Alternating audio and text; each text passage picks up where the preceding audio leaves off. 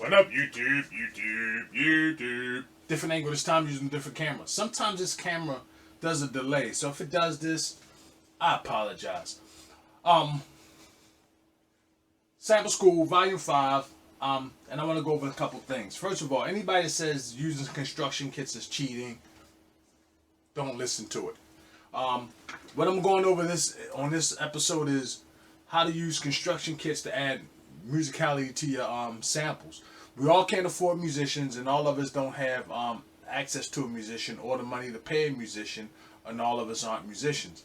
So a lot of times we want to have bass lines, keyboard arrangements, and other things done to spice up our samples. Construction kits are a way to go. There's a plethora of them out there right now, a ton of them out there, so you can really get what helps you. Now, key to that is finding the key that your sample is in. So that's going to be very important, and that's going to be key. So I'm going to go to the sample that I'm going to be using today, and that would be this one right here.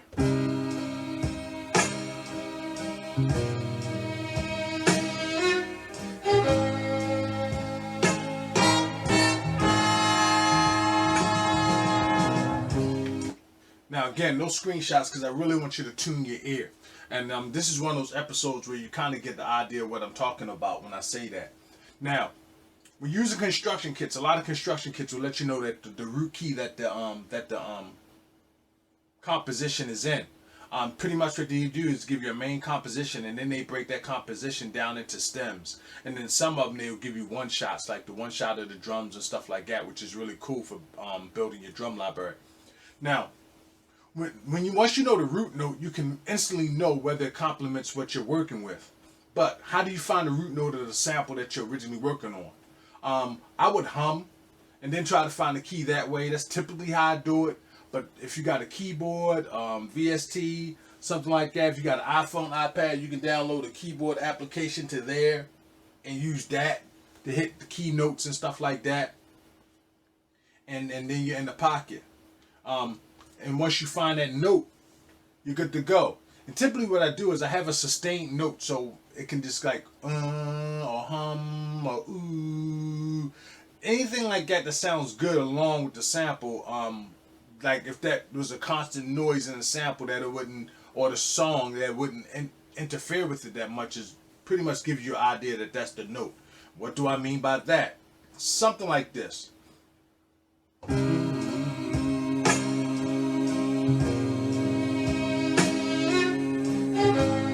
So that's kind of the key. While you go up higher.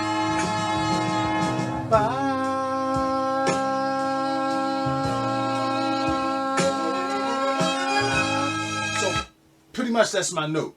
I don't know what it is. I do know what it is because I researched this and I already did this. But normally when I'm doing that, I don't know what it is until I mess with the key. I'm like, ba, and then I got to go through my keys and then try to find it. So let's go to a key where the plug-in is. Like that's saying that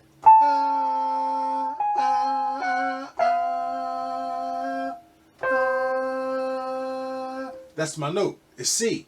But you can also mess around with the sample itself by doing this, by letting the sample play.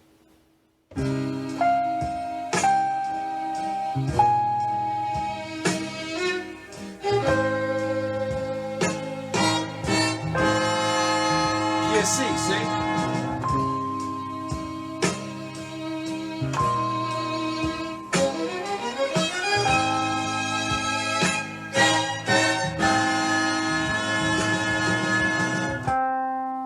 So it's the key of C. Now once you know that, you can look for other samples or other vinyl samples and find other vinyl samples that go in the key of C and see if you can take elements from that to take two separate songs and put them together.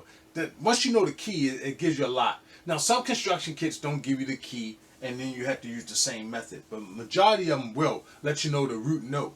Now, you also have some keys that complement other keys. I'm going to go into this in another video, but I will just give you an idea. Like, for instance, E flat major complements C. F minor and G minor can complement the C minor as well, because this is a C minor. So those are things nice to know. So if you want to find other things, like you could probably find something in F minor, G minor, or E flat major that could complement it. So get yourself a sheet that shows you the keyboard and what the keys are. That's going to help you out. Also download the Wheel of Fifths. That will help you out, because that's going to let you know what complements what.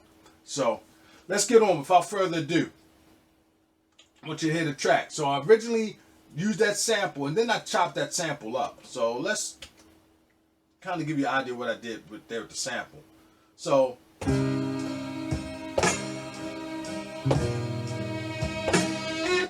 now, sample's kind of melancholy, kind of dark, kind of moody, but of course I chopped it up and gave it energy. I did something like this.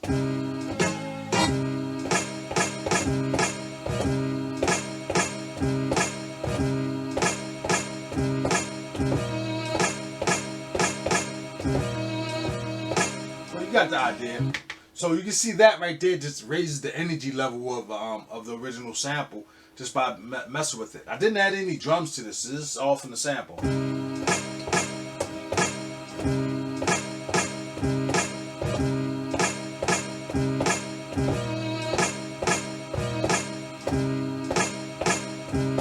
So you got the point. Now, I'm also going to show you another technique when using samples that is kind of smooth. So it's going to be a bonus at the end. But anyway, so I kind of did the composition that way. So let's listen to it.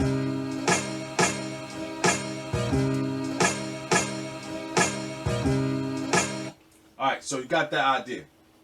So, also, what I did was I went into my construction kits and found some samples. Actually, when I first shot this video, I did everything kind of live. I was excited about it, but the battery died on the camera. Go figure. But anyway, let's go through the I picked the bass line from a construction kit, and this is the bass line.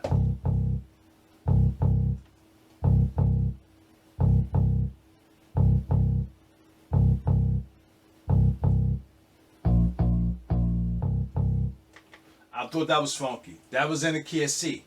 Then I added a pad, which sweeps around at the very beginning. Like it hits on the one and then sweeps around at the very beginning of the sample again, and that's this.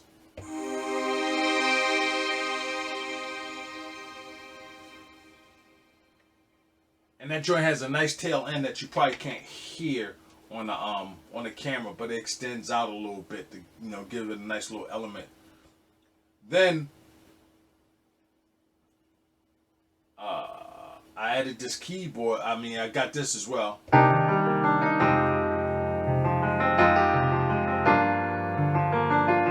Chop that up because I only wanted to use certain notes from that. So use the key, that organ or that grand piano rather. Then I got construction kits with like R&B singers and stuff like that, because sometimes I don't have a singer on hand, or I want to add musical elements and my voice don't always do the job, and I'm not a master of auto-tune or nothing like that. So I'll get I got construction kits that have singers and vocals in it, and luckily a lot of them will put it in the root key of what it is as well. So this is in the key of C. So I took this piece. Oh babe. But all I did was I took the O part. So alright. Then the next one was this. And I didn't use all that. I just took a little piece of that. Alright. So let's listen to the track.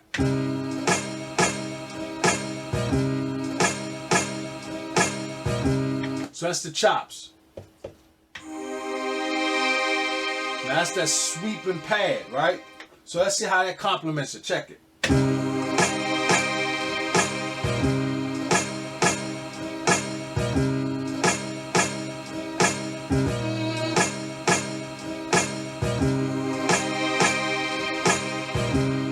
Really smooth, right? Then the bass line.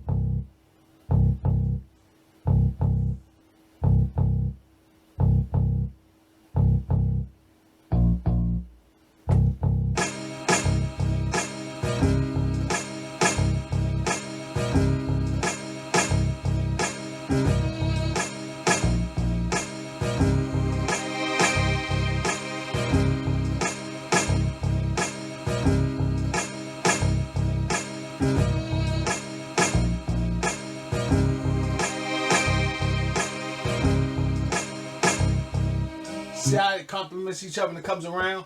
Now, other element was this.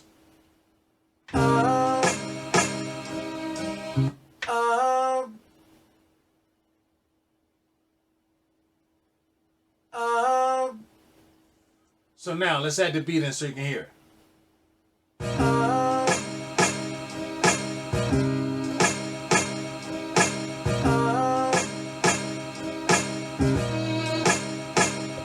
Then the other one.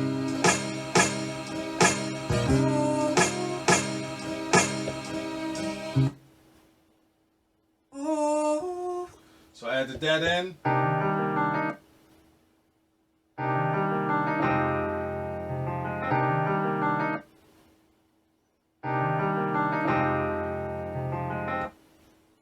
What is 5? 5 is nothing.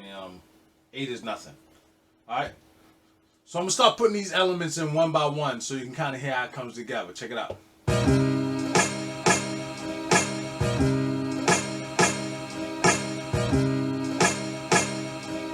Come back around to the sweep and the bass line.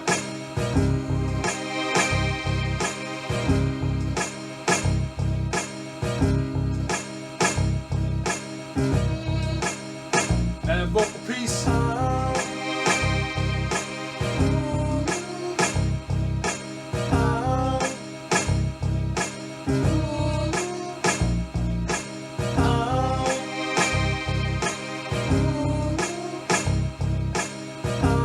Let's throw that piano in.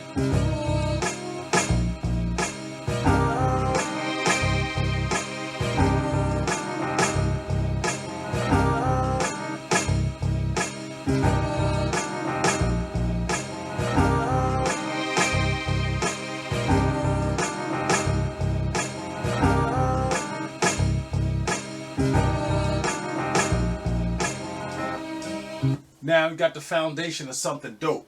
Now, what I would go in later and probably do is I would probably run the piano through a high pass filter, let it cut through the mix a little better, and it doesn't need to be as strong because I think the bass has a strong bottom presence. So I don't need the piano sharing that same presence. So therefore, I would probably run it through a high pass filter to give it a more tinny, not tinny, but a little higher sound to cut through. Not only that, I want it'll help it sound more like a classic sample, like that may have been sped up. So when you start messing around with stuff, you start experimenting. A lot of times you already have a roadmap or idea of where to take certain sounds. Now as far as now, same thing with the vocal. The vocal I probably put in a reverb, maybe a small room, slightly just to give it a little presence, and I don't think I would high pass filter that, but I would probably run it through some type of filter, or I would probably give it a more grimy sound, make it sound a little more dirty. And what else? And as far as the sweep, I would leave that alone. And then the sample, I probably would do the sample different. I would probably separate it. Now, this is that bonus part I was telling you about. Let's go back to the sample. Let's go to main. Let's go to sample edit and actually hit the sample itself, which is this.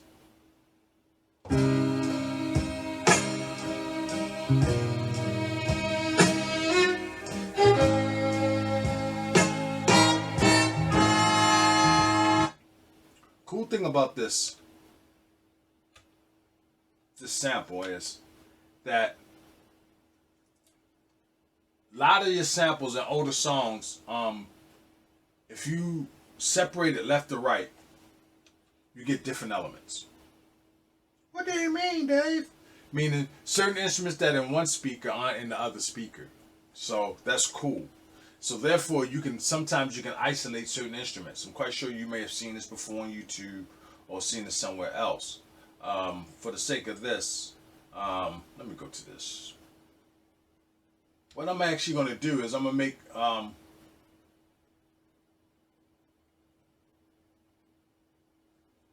going to do stereo left.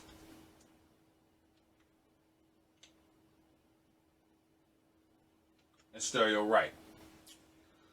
So, this is the original.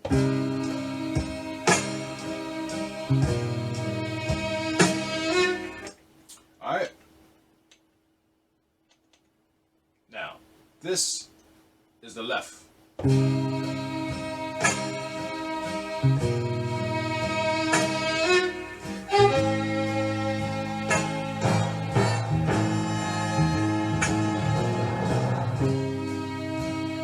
So the horns aren't real prevalent because it's in the other sample. So now let's listen to the right.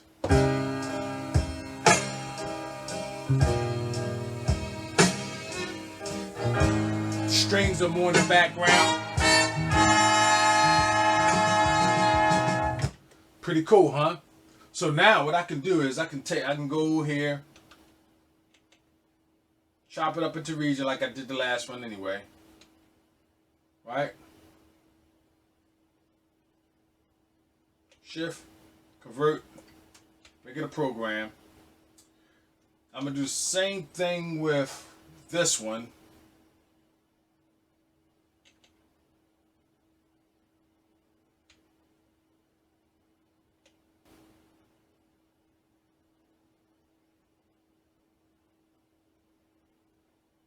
So now let's listen to this one.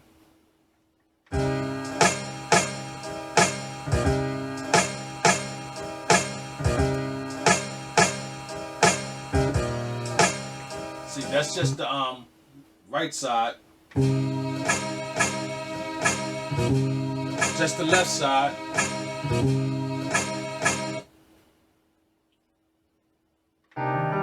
Nope. And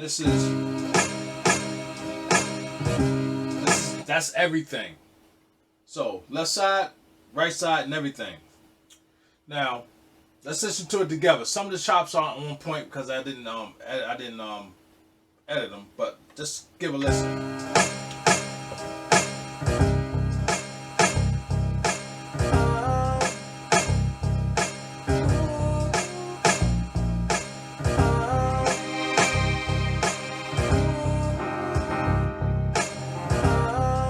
Now I'm going to go to just the left side. Remember.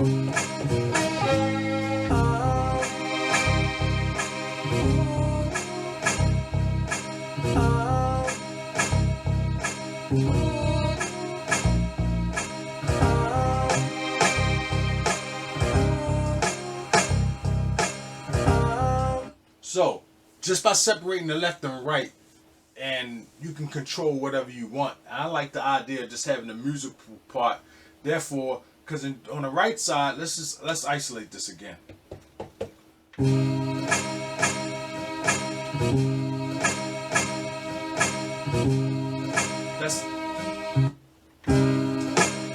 That's everything. By isolating just the left,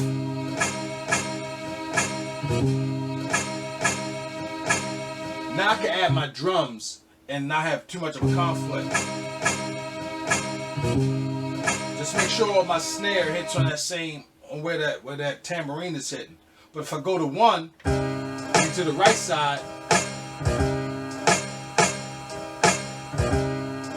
I got that drum in there. So I probably would do it this way. I probably would lean more towards that way.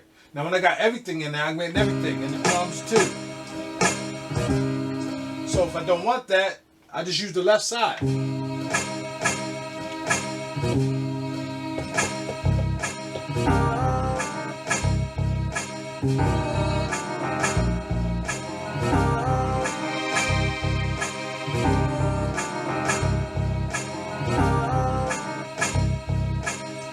Now I'm just ready for my own drum pattern.